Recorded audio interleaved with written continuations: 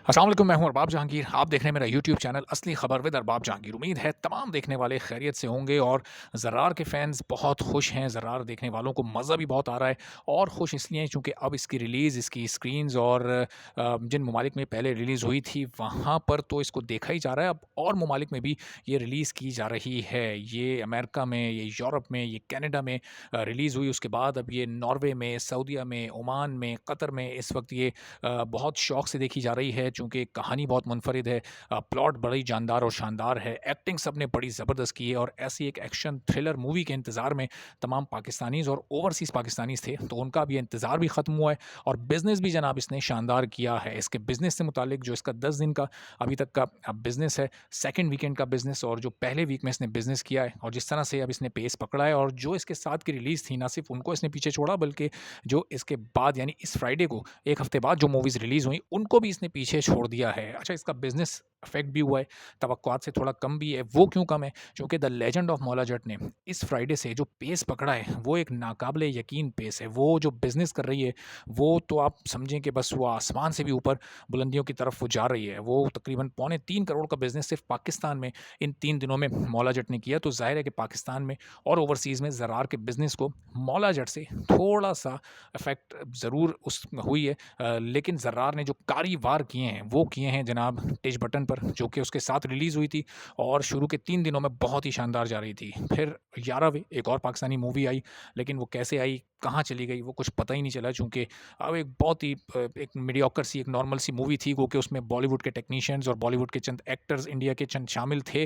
Production quality उसकी बहुत अच्छी थी, लेकिन कंटेंट, एक्टिंग और जो सबसे मेन चीज़ होती है स्टोरी, वो बहुत ही आम सी थी, एक रिपीटेड स्टोरी थी, तो जनाब वो मूवी ज़्यादा काम नहीं कर सकी। तो ज़र्रार के बिज़नेस की तरफ ज़रा आते हैं जनाब। पहले दिन 2 करोड़ 14 लाख से जब इसने 25 तारीख को अपना सफ़र शुरू किया, तो पहले हफ़्ते के इख्तिताम तक ये अपनी आधी कॉस्ट मुकम्मल कर चुकी थी। यानी ये तकरीबन साढ़े 12 करोड़ तक ये कमा चुकी थी और इसको हासिल करने थे प्लस में जाने के लिए 25 करोड़ से ज़ायद की रकम और अब ये उस तक बहुत आसानी से पहुँच जाएगी चूँकि ये तकरीबन 5 करोड़ के करीब इस वीकेंड पर इसने कमाए हैं, 5 करोड़ से थोड़े से कम। तो ये अब इस वक़्त 16 करोड़ के मार्क को क्रॉस कर चुकी है और बहुत तेज़ी से अपनी कॉस्ट की रिकवरी की तरफ जा रही है और जैसे ही ये 25 करोड़ को टच करेगी और फिर उससे आगे बढ़ेगी, तो जनाब ये प्लस में शामिल हो जाएगी और ये वीक जब ख़त्म होगा, इसका दूसरा वीक और जब ये अपने सेकंड वीक में दाखिल होगी, तो यकीनी तौर पर थर्ड वीकेंड में जैसे ये दाखिल होगी, यानी जब अपकमिंग फ्राइडे, सैटरडे और संडे आएगा, तो ये अपनी कॉस्ट को क्रॉस कर जाएगी और फिर ये सुपर हिट स्टेटस की तरफ बढ़ना शुरू हो जाएगी। इसके साथ टिच बटन रिलीज़ हुई, इनिशियली उसका बिज़नेस बहुत अच्छा था, वीकडेज़ में थोड़ी-सी वो लूज़ कर गई।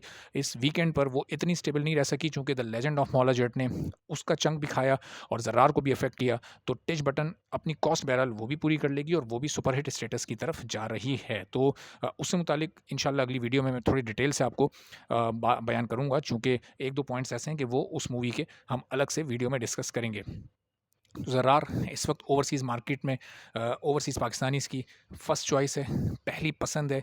गो के uncut version the legend of Maula Jatt का रिलीज़ हुआ, उसके बावजूद भी ज़रार ने अपनी स्टेबिलिटी को बरकरार रखा है, अपने स्क्रीन काउंट को इस वीकेंड में इस सेंस में बढ़ाया कि कुछ मज़ीद ममालिक में अब ये लगी है और जनाब ना सिर्फ ये लगी है, बल्कि आपको मैं बताऊँ कि चंद एक ममालिक में इसकी प्रमोशन नहीं हुई है, उसके बावजूद लोग इसको देखने जा रहे हैं। चंद ममालिक में क्या है कि अगर वहाँ कोई सिनेमा ओनर इंडियन है और तो उसने इसका पोस्टर नहीं लगाया हुआ, लेकिन वो ज़रार लगाने पर ज़रूर मजबूर है। क्यों? क्योंकि उसे बिज़नेस करना है, उसे पता है कि ये फ़िल्म ओवरसीज़ पाकिस्तानी देखने आएँगे। अगर ये फ़िल्म सिनेमा में नहीं लगी होगी, तो ओवरसीज़ पाकिस्तानी शायद इस वक्त सिनेमा का रुख ना करें, चूँकि जो दीगर मूवीज़ इस वक्त चल रही हैं, वो बहुत ही नॉर्मल सी, वो बहुत ही आम सी मूवीज़ हैं और शायद लोग उन मूवीज़ में इतनी दिलचस्पी नहीं रखते, जितनी इस वक्त लोगों को शान की ज़र्रार देखने में है। तो अपने दूसरे वीकेंड का जिस तरह इसने शानदार आगाज़ किया है, वीकेंड तो ख़त्म हो चुका, अब ये वीकडेज़ आ गए हैं। आज अगर ये स्टेबल रहती है, तो अगले 3 दिन तक फिर इसके बिज़नेस पर एक अच्छा असर पड़ेगा और सेकंड वीक की कलेक्शन इसकी इसलिए इंपॉर्टेंट होगी चूँकि फिर इसको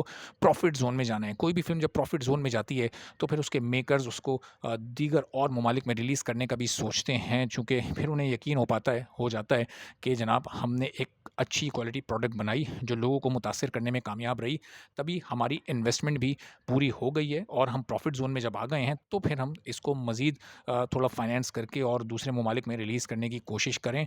और फिर अब एक्सपेक्टेशन भी ना सिर्फ शान से बल्कि इस पूरी टीम से और ज़्यादा बढ़ जाएंगी कि ऐसी ही एक्शन और थ्रिल मूवीज़ और इसी तरह के टॉपिक्स पर मूवीज़ हमें आने वाले दिनों में भी देखने को मिले। तो ज़रार जैसे जैसे आगे बढ़ेगी, जैसे जैसे बिजनेस करती जाएगी, वीकडेज़ में इसकी क्या कलेक्शन होगी आपको मैं ये बताता रहूँगा। एक नेशनलिज्म पर बेस्ड फिल्म है, एक पैट्रियोटिक मूवी है। जो पाकिस्तानी इसको देखता है वो अपने अंदर एक जोश, अपने मुल्क से एक मोहब्बत महसूस करता है। तो ये इस फ़िल्म की सबसे ख़ास और मुनफ़रिद बात है। चैनल पर आप नहीं तो चैनल सब्सक्राइब कर लें ताकि ज़रार से मुतालिक, मौला जट से मुतालिक और दीगर मूवीज़ से मुतालिक और फिर दीगर तमाम अहम इश्यूज़ से मुतालिक भी आप अपडेटेड रह सकें। तो आने वाली वीडियो में इंशाल्लाह फिर मज़ीद इंटरेस्टिंग फैक्ट्स और कुछ मज़ीद रिकॉर्ड्स के साथ बात होगी। इजाज़त दीजिए। अल्लाह हाफ़िज़।